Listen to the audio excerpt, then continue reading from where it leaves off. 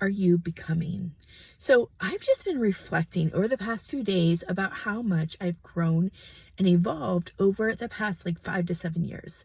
So early on in my business, I was obsessed. I've always been obsessed with different personality assessments, right? And let me know in the comments, like, what your favorite personality assessment. I've taken the Myers-Briggs and other business type of assessments to help me understand more about myself, more about my brand, more about my personality, and even like strengths and weaknesses. I took the Strengths Finder at Gallup.com early on. And what is interesting is how some of these assessments have changed. So back in like 2017, I was connected to a branding and business coach, and she put out a personality quiz all about your brand.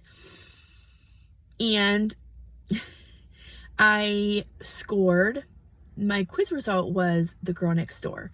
And her methodology is about it's all about creating an event based on your archetype. And later on, a couple years down the road, she put on this like 4-day event, like live stream event, teaching you how to do this. And the girl next door, the event that is associated with the girl next door is the neighborhood barbecue. And I was like, wait a minute. First of all, I've planned so many parties, bridal showers, baby showers, birthday parties for my kids, anniversary parties. And I have never, ever planned a neighborhood barbecue. Never. I would never. I barely even know my neighbors. So I was like, this isn't me. This doesn't feel right. And so I did retake the quiz. And so in her theories, if you're not showing up as your true self, you show up in the shadow. And the shadow side of the girl next door, so if you think about a girl next door, is she's just friends with everybody, right? But a shadow side of the girl next door is she's people pleasing, and she is just doing things that other people want her to do. She lacks boundaries. She can't say no. And a lot of times she has a hard time charging money for what she does, because why would you charge your friends? And everybody's a friend when you're the girl next door. And this shown up so much in my business. And fast forward, all the personal growth work that I did, spoiler alert, it had to do with my natal birth chart and understanding different personalities, traits in my birth chart. And the more and more I embodied those, the more and more I truly stepped into who I am today. Now, similarly, around the same time in 2017, I also took another quiz by Denise Duffield Thomas, or Denise DT. And she's an author. She's written books on manifesting. She coaches on manifesting and mindset. Some of her books are Lucky Bitch, Get Rich Lucky Bitch, Chillpreneur. And she has a podcast called the Chill and Prosper. And she is certified in money archetypes. So there's like 8 different money archetypes, and she coaches based on your money archetype, how to set up your business.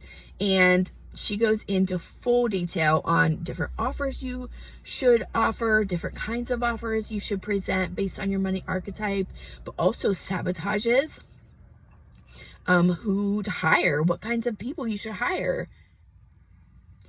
And when I took the quiz in 2017, I showed up as the connector.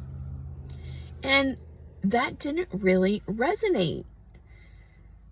Well, similarly, the connector is very, very similar to the girl next door. So the connector, think about that. She's great at connecting with other people. She's like friends with everybody. but she has a hard time charging money. She's also, people pleaser. Like, she can't say no. She does things for other people just because, they asked her to.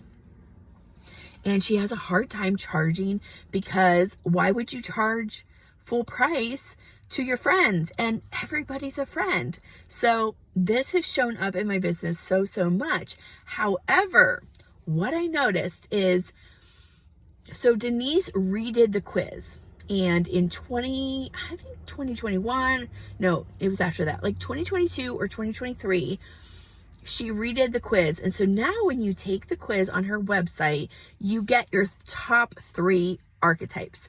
And she gives you the whole profile of like where your percentages is for all 8 types. But she recommends you step into the top 3. Now, connector is still in my top 3. However, my top 2 is almost a tie, and they're almost very similar. So my top 1 is I'm the celebrity archetype, and my top 2, and they're just 1 point away from each other, is I'm the romantic archetype. So she goes into full details, and you can watch the workshop on finding what your archetype is and how to step more into that, and also recognizing where you self-sabotage based on your money archetype. But basically, the celebrity is like in the spotlight. They're very known for being high fashionable. They have high influence on other people. People really look up to them, and they love VIP. They love special treatment, and they just love to be in the spotlight. And they're really good at like self-care, self-love. They have high standards. And similarly, the romantic is very similar, high standards around self-love and self-worth. However, the romantic just wants money to be easy. She don't really want to think about money. And she just, like, Denise talks about, if you are watching the webinar from the bath, you're probably a romantic. Okay, got me there. So, but what helped me truly step into these archetypes, the difference of taking the quiz in 2017 and then taking the quiz in like 21, 22, 23, is I started working with my natal birth chart around 2017. And one is I recognize my rising sign. So if you don't know your rising sign, this is how other people see you.